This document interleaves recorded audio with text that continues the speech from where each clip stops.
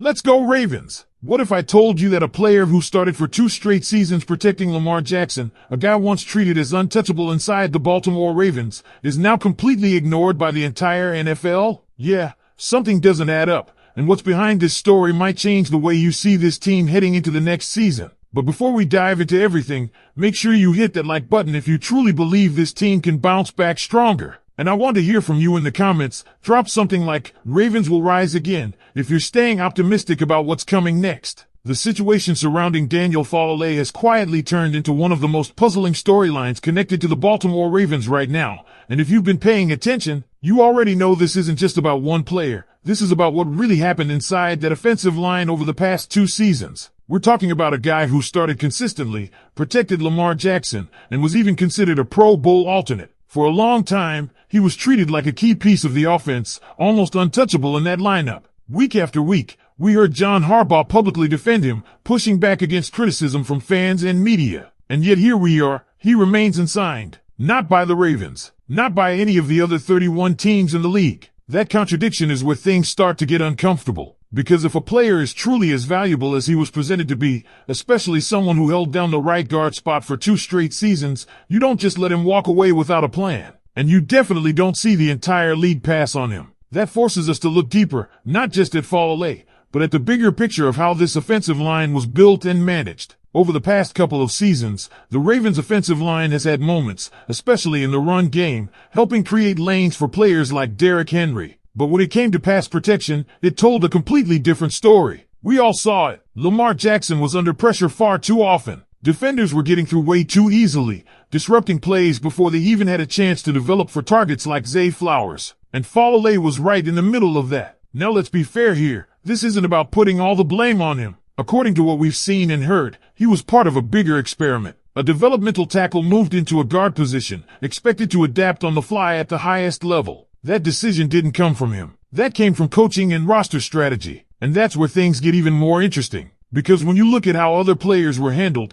the inconsistency becomes impossible to ignore. Take Trenton Simpson, for example. When he struggled, the team made adjustments. He was benched. The same happened with players like Marcus Williams and Eddie Jackson. There was accountability. There were changes. But with Faalele, that same urgency never showed up. He stayed on the field, even during difficult stretches where mistakes were visible, even to casual fans. And that's what makes this whole situation stand out. If he was truly performing at a level that justified that trust, then why hasn't any team stepped in to sign him now? It also raises serious questions about how the Ravens evaluated their own roster. Because while fans were calling for changes, suggesting alternatives, or at least competition at the position, the organization doubled down. They stuck with the plan. And now, looking back, it feels like the rest of the league may have seen something different all along. Another layer to this is what happened after. We've seen the Ravens bring in or retain players in other areas, building around names like Mark Andrews, Isaiah Likely, Kyle Hamilton,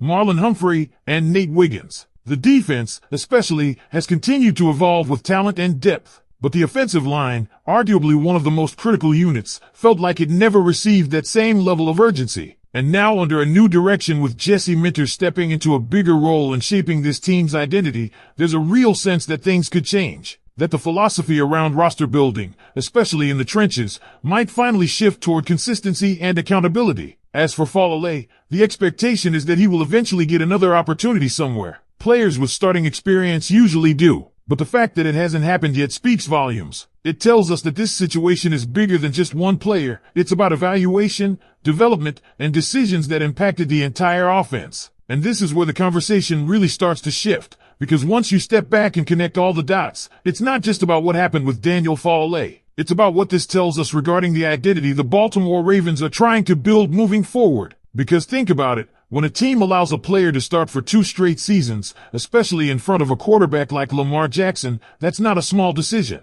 That's an investment. That's trust. That's a belief that this player gives you the best chance to succeed. But when that same player hits free agency and there's silence across the entire league, it forces you to reevaluate everything that led up to that moment. And one thing that keeps coming up from everything we've seen is that this wasn't just about performance, it was about philosophy. The Ravens seemed to commit to a developmental approach on the offensive line, trying to mold players into positions rather than placing them in roles that maximize their strengths from day one. And while that can work in certain situations, at this level, with a championship window always in mind, those experiments can come at a cost. We saw flashes where things worked, especially in the run game, but when it came to consistency and pass protection, the cracks were there all along. And when those cracks show up in front of a franchise quarterback, everything gets magnified. That's why this situation has sparked so much discussion among fans. Because it wasn't just one bad play here or there, it was a pattern. And despite that pattern, the adjustments never really came. Not until now. And that's what makes this moment so important. Because under this evolving structure, with a new voice influencing decisions, there's an opportunity for the Ravens to reset how they approach building this roster. Not just relying on potential, but demanding production. Not just sticking with plans, but adapting when things aren't working. We're already seeing a stronger emphasis on surrounding core players like Mark Andrews and Isaiah Likely with the right support, making sure that when plays develop, there's time for them to actually unfold. And on the defensive side, with playmakers like Kyle Hamilton and Marlon Humphrey, the standard has already been set, performance matters, and adjustments will be made if needed. So now the big question becomes, will that same standard finally be applied consistently across the entire team, especially in the trenches? Because if there's one lesson from this whole Daniel Faalele situation, it's that you can't afford to ignore weaknesses for too long. The NFL notices, the league adjusts, and eventually, reality catches up. For the Ravens, this could end up being a turning point, a moment where they recognize what went wrong, learn from it, and come back stronger with a more balanced and reliable roster. Because if they get that offensive line right, everything else, Lamar's playmaking,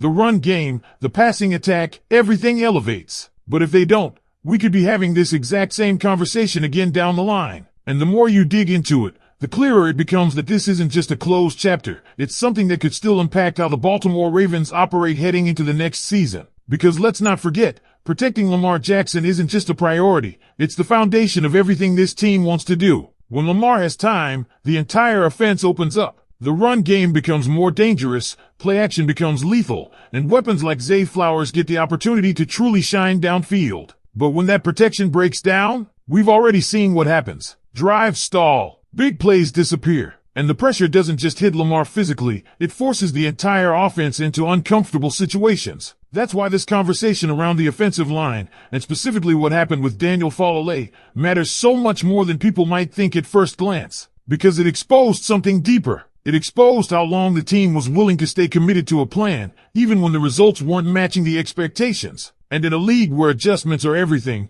that hesitation can be the difference between a playoff run and falling short. Now, looking ahead, there's a sense that things are shifting, that this organization understands the urgency a little more clearly now. And with leaders on both sides of the ball, players like Mark Andrews on offense and Kyle Hamilton on defense, the core is strong. The talent is there. The missing piece has been consistency in execution, especially up front. And this is where the pressure really builds on the coaching staff and decision makers. Because moving forward, fans are not just going to look at who's starting, they're going to look at how those decisions are made. They're going to remember this situation. They're going to question whether the best players are truly on the field. That standard has now been set. And let's be real, this fan base is one of the most passionate in the league. They watch closely. They analyze everything. And as we saw throughout this entire situation, they're not afraid to call things out when something doesn't feel right. So now, the Ravens have a chance to respond. A chance to show that they've learned. That they're ready to build an offensive line that doesn't just get by,